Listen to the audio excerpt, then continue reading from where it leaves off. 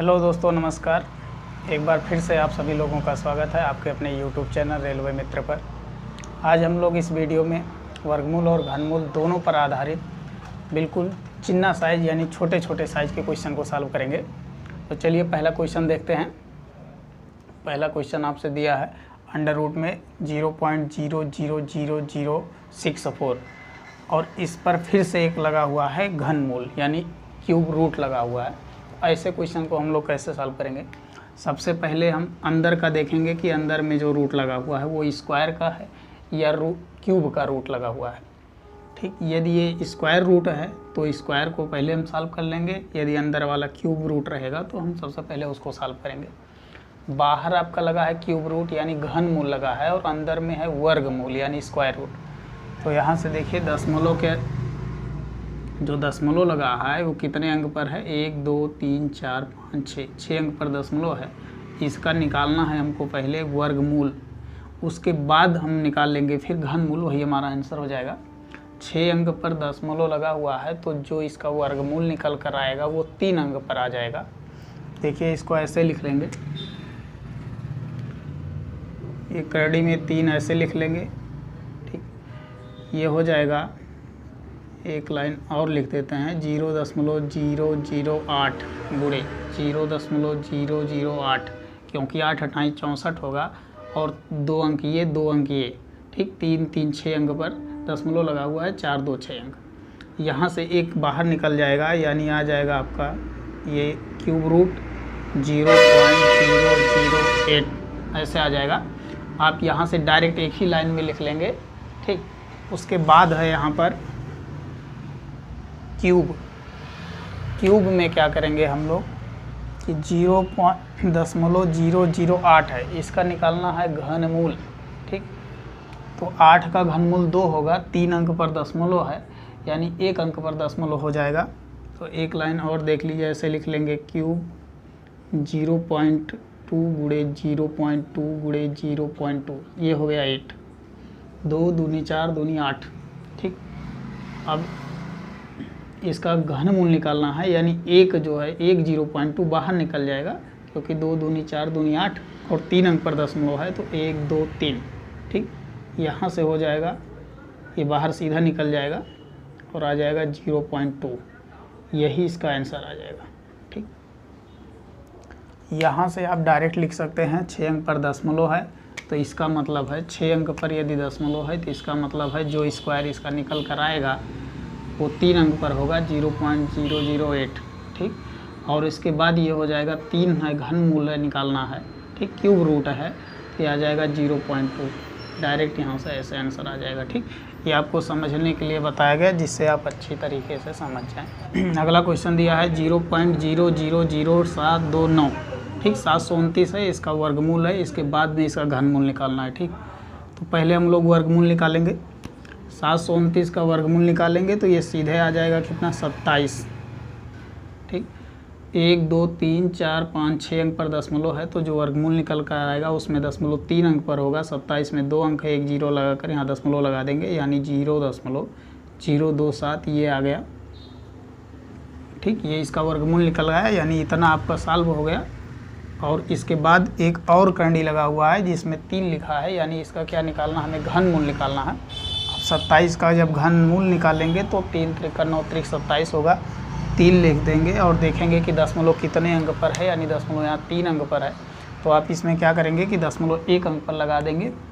ठीक, यहाँ लगा देंगे 0.3 यानी यही इसका क्या हो जाएगा? आंसर हो जाएगा। ठीक, क्योंकि दशमलव 3 को जब आप 3 बार गुणा करा देंगे तो ये 3 त्रिक 9 त्रिक 27 हो जाएगा और 3 अंक पर दशमलव है। देखिए तो यहाँ 1 0 लगाकर फिर हम दशमलव लगाएंगे यानी इसी का हम क्या निकाले हैं? इसी का हम क्या निकालें? घनमूल निकाले हैं। ठीक, तो ऐसे ही समझ कर लगा देंगे। अब मान लीजिए आपको याद है तो ठीक है, नहीं याद है तो 729 का हम वर्गमूल जैसे 27 लिख दिए। अगर याद है आपको तो लिख देगा, डायरेक्ट लिख देंगे आप। नहीं याद है तो 27 का ऐसे बना लेंगे 729 का। ठीक, 729 का वर्गमूल ऐसे निकाल लेंगे यानी 3 त्रिक 9 त्रिक 27 होगा और 7 7 49। 729 का जो भी वर्गमूल निकल कर आएगा उसका इकाई अंक या तो 3 होगा या तो फिर 7 होगा।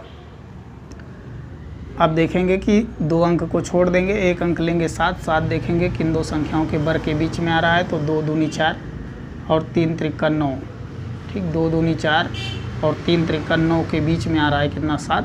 अब ऊपर वाली संख्या लिख लेंगे, यहाँ 3 हो गया, ये 7, यहाँ 2 लिखेंगे, यहाँ 2, ठीक, ये 3 और 7 लिख लेंगे ऐसे, यानी इसका जो भी वर्गमूल निकल कर आएगा उसमें या तो 3 रहेगा इकाई अंक या तो फिर 7, क्योंकि लास्ट में 9 है, 3 त्रिका 9, 7 7 49।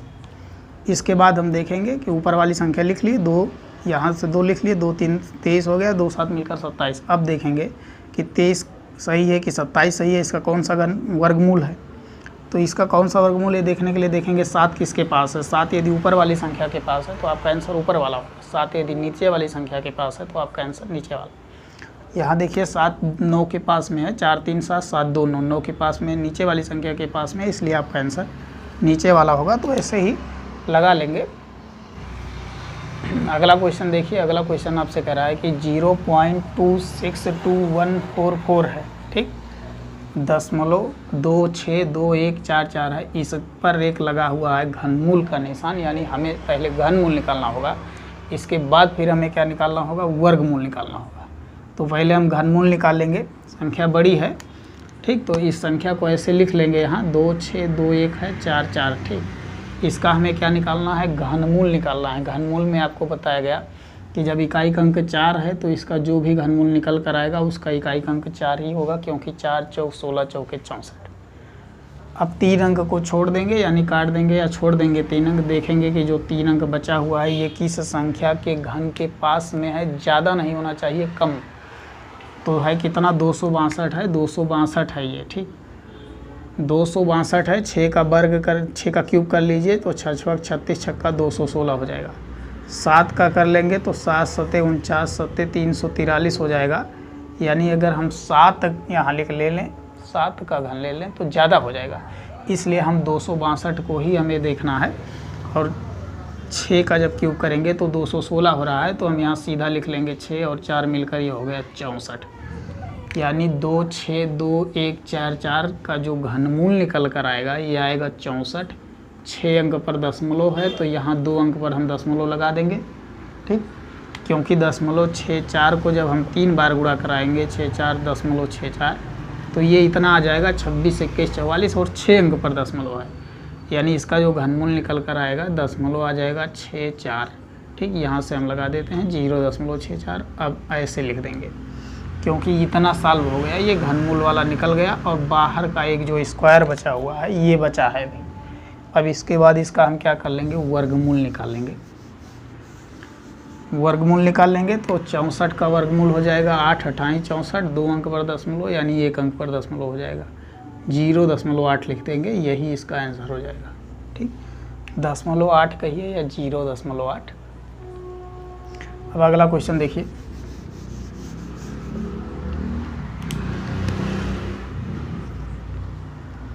चार नंबर का क्वेश्चन है 0.0152625। इस पर पहले लगा हुआ है क्यूब, ठीक, क्यूब रूट लगा है, इसके बाद स्क्वायर रूट लगा है, यानी पहले घनमूल का सिंबल लगा है फिर वर्गमूल का लगा है। तो सबसे पहले हम घनमूल निकालेंगे, ठीक, 1 5 6 2 5 है, ठीक। अब देखिए इसका भी हमें निकाल लेना होगा क्या, घनमूल 15625 है, इसका घनमूल निकालना है। इकाई अंक हम देखेंगे 5 है, तो जो भी घनमूल निकल कर आएगा उसका भी इकाई अंक 5 ही होगा, क्योंकि 25 पंचे 125, ठीक। अगर 2 रहता तो फिर 8 आ जाता, 2 दूनी 4 दूनी 8, या 8 रहता तो फिर 2, क्योंकि 8 28 64 में जब 8 से फिर गुणा होगा तो 512 आता, लेकिन यहाँ 5 है तो 5 ही आएगा घनमूल में इकाई अंक।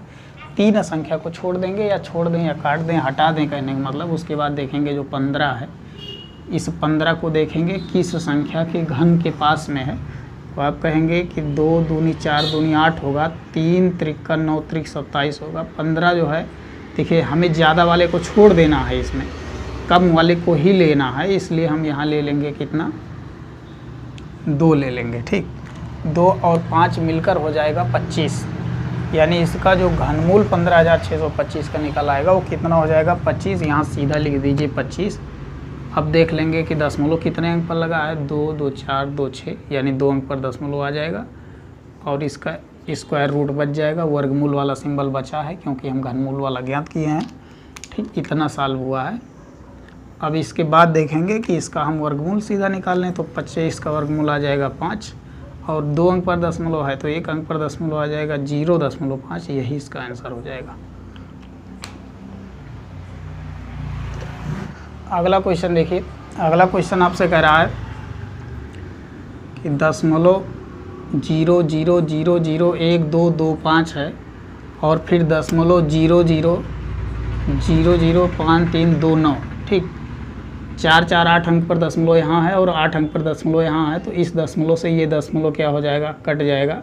ठीक, इसका पूरे का क्या करना है, वर्गमूल निकालना है। अब संख्या जो बचेगी वो सीधा 1225 बटे में हो जाएगा 5329। ठीक, इसका वर्गमूल ले लेंगे तो 1225 का वर्गमूल आ जाएगा 35 और 5329 का वर्गमूल आ जाएगा 73। ठीक, यही इसका क्या हो जाएगा, आंसर आ जाएगा 35 बटे 73।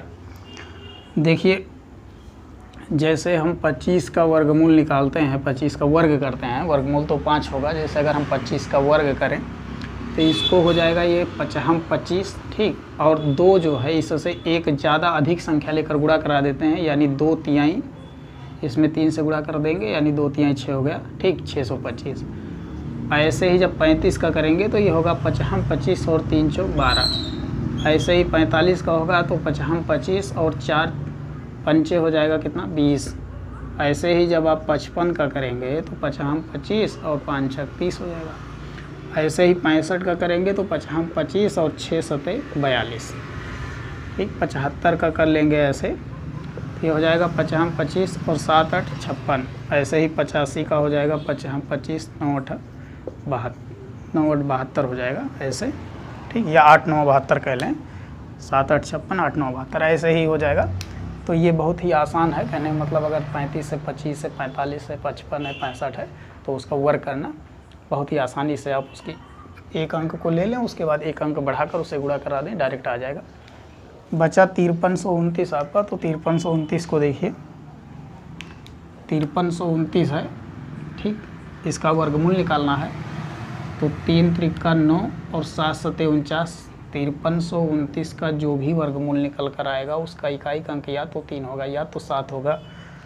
अब हम क्या करेंगे कि 2 अंक को छोड़ देंगे क्योंकि वर्गमूल निकाल रहे हैं, वर्गमूल में 2 अंक छोड़ेंगे, घनमूल में हम लोग 3 अंक छोड़ते हैं। उसके बाद देखेंगे कि 2 अंक छोड़ने के बाद जो 53 है किस संख्या के वर्ग के पास में है। ठीक, तो 7 सते 49 होगा और 8 अठाई हो जाएगा 64। 49 और 64 के बीच में आएगा कितना, 53। इसके बाद हम ऊपर वाली संख्या लिख लेंगे, यानी 7 3 73 हुआ, 7 7 77। 73 और 77 इन्हीं दोनों में से किसी एक, यही या तो फिर 73 या फिर 77, इन्हीं दोनों में से कोई एक 5329 का क्या है, वर्गमूल है। अब इनमें से कौन सा है ये जानने के लिए हम देखेंगे कि जो 53 है ये किस संख्या के पास है। यदि 53 49 ऊपर वाली संख्या के पास है तो आपका आंसर ऊपर वाली संख्या होगी। यदि 53 64 यानी नीचे वाली संख्या के पास में है तो आपका आंसर नीचे वाली संख्या होगी। यानी 53 देखिए 49 1 50 3 53 यानी कम दूरी का है। ये 49 जो है 53 जो है 49 यानी ऊपर वाली संख्या के पास में है, इसलिए इसका जो वर्गमूल निकल कर आएगा वो ऊपर वाली संख्या यानी 73 हो जाएगी। ठीक, तो ऐसे ही हम लोग समझकर बहुत आसानी से क्वेश्चन को सॉल्व कर लेंगे। आशा करते हैं कि इस वीडियो में जो भी आपको बताया गया काफ़ी अच्छे से समझ में आया होगा। यदि वीडियो अच्छा लगा हो तो वीडियो को लाइक कर चैनल को सब्सक्राइब कर लीजिए। वीडियो देखने के लिए आप सभी लोगों का बहुत बहुत धन्यवाद।